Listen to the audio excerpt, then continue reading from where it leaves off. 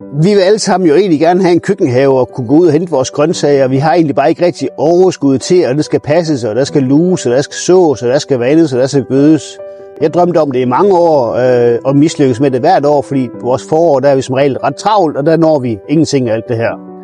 Så opdagede jeg Nordic og begyndte at interessere mig lidt for det og grave lidt i det og fandt ud af, hvor nemt det her det egentlig var. Og hovedtrækningen i Nordic køkkenhave, det er jo en gravefri køkkenhave, kan man sige. Og det, der er fantastisk, det er, at den passer sig selv. Når man har fundet den her bare plet på sin græsplæne og lagt pap ud og noget kompost ovenpå, cirka 15 cm kompost kan du regne med. Lad det gerne lige ligge og regne igennem et par uger, vand det godt igennem, inden du begynder at plante i det.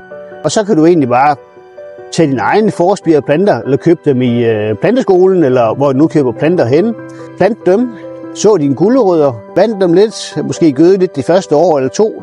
Når der er gået 2 år, så er jeg stoppet med at vande i vores køkkenhave, og jeg gøder heller ikke mere. Det klarer det egentlig selv. Det med vandingen bruger vi nærmest ikke. Selv den varmeste sommerdag skal du grave 2 cm ned, og så har du faktisk mørk, fin, fugtig jord. Fordi kompost er i bund og grund lavet til at holde rigtig meget på vandet. I pilekomposten der er det de her, noget man kalder azorabakterier, som samler det fri kvælstof i luften og giver videre til planterne. Det er ikke raketvidenskab, det foregår egentlig bare helt stille og roligt. Nu kan du faktisk få tid til at nyde en kop kaffe ude i din køkkenhave uden at få stress, fordi det er så super simpelt dyrkningsprincip. Selvfølgelig skal man måske rive en gang eller 2 om året for at tage det værste frø, der kommer flyvende ind med luften, men det er også det.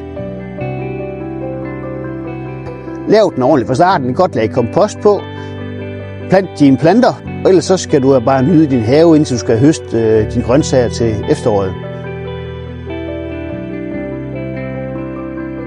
I hvert gram af det her pilekompost, der er der cirka 80 millioner mikroorganismer, og det er dem, der laver alt arbejde for os med at nedbryde det jord og de organiske ting og sager, der er herude, og give videre til planterne.